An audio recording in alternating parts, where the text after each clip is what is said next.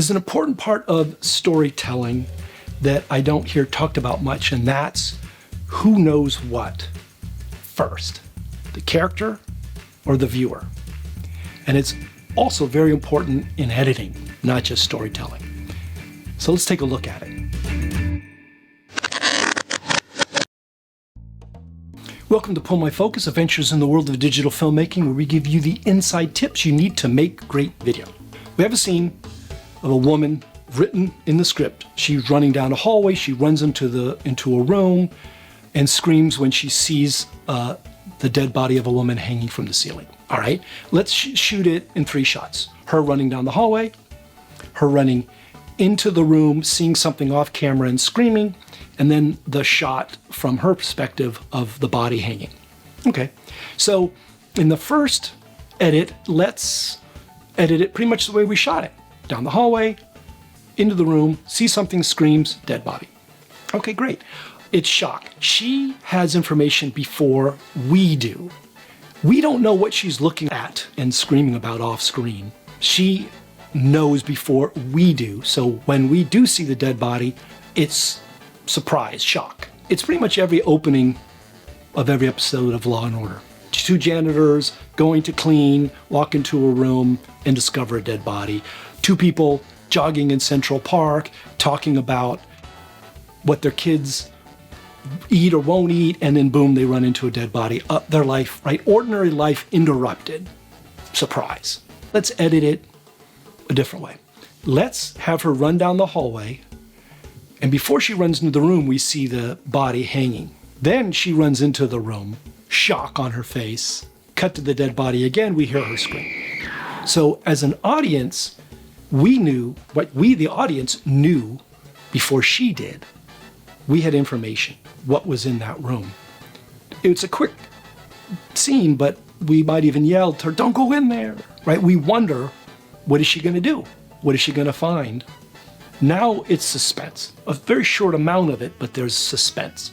We can heighten it even if in the story she knew that character. Maybe she was someone she met in town earlier for the first time. And now, you know, as viewers, we're like, what? Why is this person hanging dead in her room? What? Oh my God. Or it's her long lost sister that she came to town to try to find. There's all kinds of stuff going on in her head. How is she going to react to seeing her sister that she's been trying to find? Or this person that she just met? A great example of both types of this editing, right, who knows what when, is in the original Alien, right, directed by Ridley Scott. After the creature birthed itself by bursting out of William Hurt's stomach in the lunchroom, Ripley, Parker, and Brett have to go find it. So they go out with a stun gun and a motion detector trying to detect it. And at a certain point, in one room, they're finding it. And they get closer, and it's in a locker. So they get the stun gun and the net ready.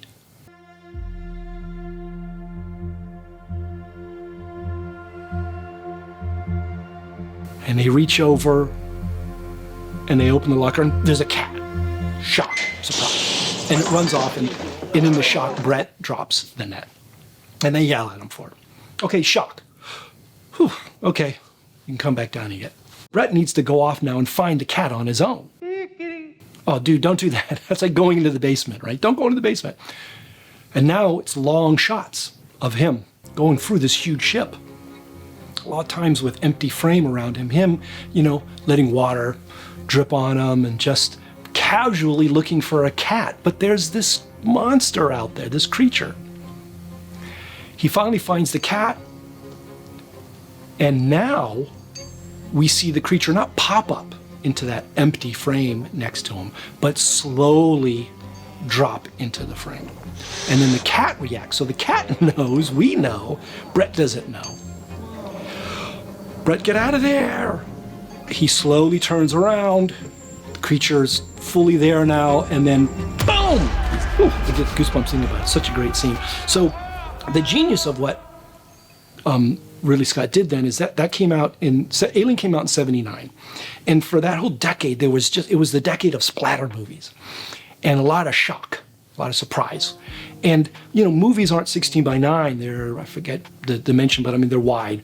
So in the shock splatter films, a lot of times you would have that empty frame, you know, behind the character, and something would pop into it. And they even do it now in some of these horror movies. It's kind of tiring after a while.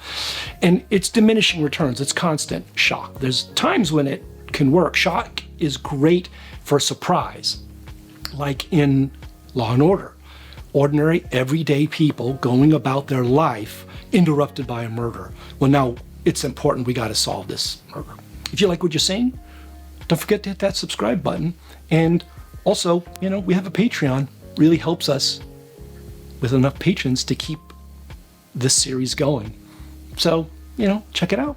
So what Scott did is gave us that shock with the cat in the cabinet, in the locker. Okay, and reminding us of those splatter movies and that shock. And now he builds suspense for a long time. And he doesn't pop anything into the frame. He messes with that convention at that time of that empty frame. And when the creature does show up, it slowly drops in. You don't have to use this type of storytelling or editing in just horror or suspense movies. It's used everywhere, and I'm probably after you watch this video, you'll start to notice in TV shows and movies you watch, like, oh, that's interesting. I know that before the other character. In the first A Quiet Place film, the deaf daughter doesn't hear what we hear, which is the creature behind her, and that builds suspense. Or in the second, in its sequel, a gauge on an oxygen bottle is almost on empty, and we know it, but a certain other character does, and oh man, the suspense that builds.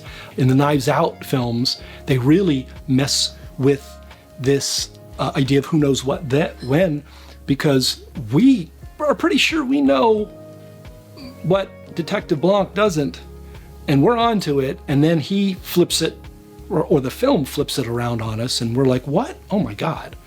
We thought all of these people had a reason to kill this guy. Now we realize all of these people have a reason to actually not only not kill him, but protect him. Hitchcock talks about it in the Hitchcock-Truffaut book and series where Truffaut interviewed Hitchcock. Great book, I would highly recommend reading. Hitchcock talks about a scene with just two people having lunch at a table, and then a bomb goes off. And so there's surprise, right? Shock. What happened? But then he says suspense, right? Here's the difference. Suspense is, we know that the attaché case that one of the characters brought over has a bomb in it, because in a previous scene we saw him put it in, and we know the bomb's going to go off at 1 o'clock. And we see on the clock now on the wall that it's 15 to 1, and we're like yelling, get out of there. And Hitchcock says, you know, 15 seconds of shock is great when it's needed, like to do a twist, but it can't beat 15 minutes of suspense. We can even heighten it. What if the character that doesn't know there's a bomb there has been practicing as an escape artist, and he's bad at it, and he handcuffs himself to the character that put the bomb in there? The escape artist is terrible. You can't get out of the handcuffs. So now we're yelling to the bad guy who put the bomb there to get out of there as well. Like, get him, get everyone out of there. What are you doing? Suspense versus shock. Who knows what first? The character or you, the audience? Thanks for watching. Go on this little exciting ride for us. You're going to start noticing this in movies and TV shows now if you haven't already. Let us know other instances where you see this used in the description below.